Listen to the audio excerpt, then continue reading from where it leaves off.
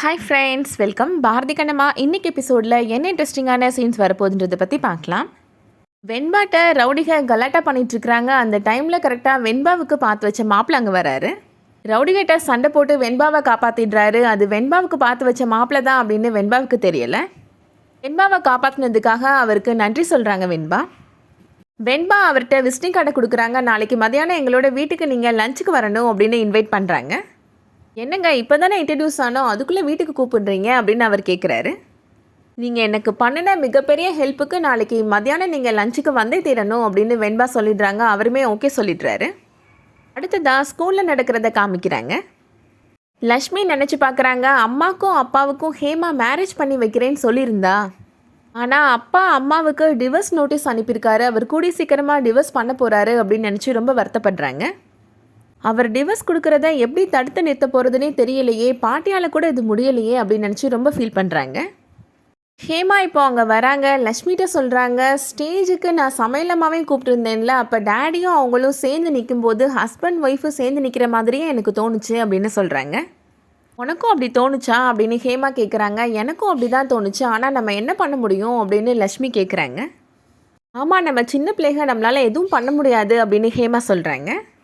லக்ஷ்மி ஹேமாட்ட கேட்குறாங்க, என்னோட அம்மாவுக்கும் டாக்டர் அப்பாவுக்கும் மேரேஜ் பண்ணி வைக்கணும்னு நீ சொல்லிட்டே இருந்த, அந்த விஷயத்தை அப்படியே விட்டுட்டேன் அப்படின்னு கேட்குறாங்க. நம்ம 2 பேரும் அவங்கள சேர்த்து வைக்கலாம்ல அப்படின்னு லக்ஷ்மி சொல்கிறாங்க. என்னோட டேடிட்ட இதை பற்றி பேசணும்னு நினச்சிட்டே இருந்தேன், ஆனால் அதை பற்றி பேசவே முடியலை அப்படின்னு ஹேமா சொல்கிறாங்க. அதனால தான் ஸ்டேஜில் வச்சு எனக்கு ஒரு புது அம்மா வேணும்னு சொன்னேன், ஆனால் டேடி அதுக்கப்புறம் என்னை பேசவே விடலை அப்படின்னு ஹேமா சொல்கிறாங்க. ஃபங்க்ஷன் முடித்து வெளியில் போனதுக்கப்புறம் நீங்கள் இன்னொரு கல்யாணம் பண்ணிக்கோங்கன்னு டேடிட்ட சொன்னேன், ஆனால் அவர் எனக்கு நீ உனக்குண்ணா அப்படின்னு சொல்லிட்டாரு அப்படின்னு சொல்லி ரொம்ப ஃபீல் பண்ணுறாங்க ஹேமா. நான் எப்படியாவது டேடிட்ட பேசி சமையலம்மாவை மேரேஜ் பண்ணுறதுக்கு ஒத்துக்க வச்சிருவேன் அப்படின்னு ஹேமா சொல்கிறாங்க.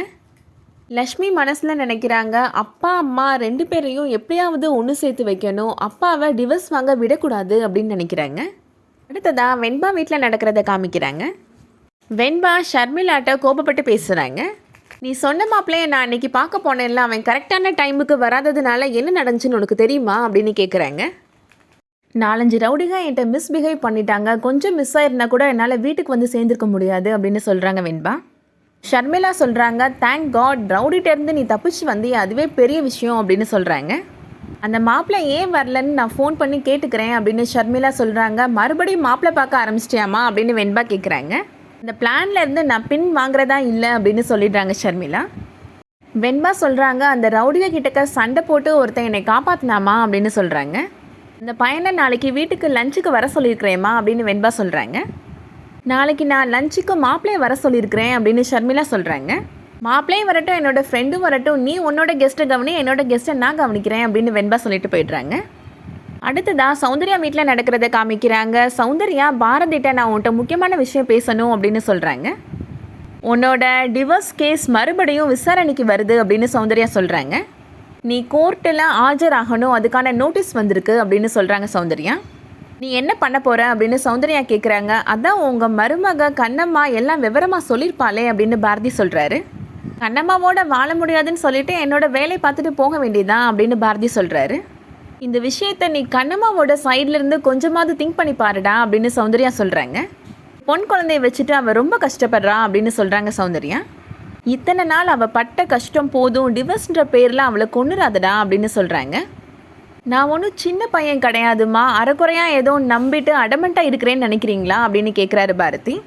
அவள் தப்பு பண்ணிட்டான்னு தெரிஞ்சதுக்கப்புறம் நான் ஒன்றும் அவளை வீட்டை விட்டு விரட்டலை, அவளாக தான் வீட்டை விட்டு போனா அப்படின்னு சொல்கிறாரு. இப்போ கூட அவளுக்கு நான் ஜீவனாம்சம் கொடுக்க தயாராக தான் இருக்கேன், மொத்தமாக செட்டில் பண்ணாலும் சரி, இல்லை மாதம் மாதம் கொடுக்குறதா இருந்தாலும் சரி அப்படின்னு சொல்கிறாரு. அவள் குழந்தை லக்ஷ்மியை நான் தானே படிக்க வைக்கிறேன் அப்படின்னு சொல்கிறாரு. ஆனால் எனக்கு பிறக்காத குழந்தைக்கு அப்பா வாக்குறதுக்கு என்னை முயற்சி பண்ணாதீங்க அப்படின்னு சொல்கிறாரு.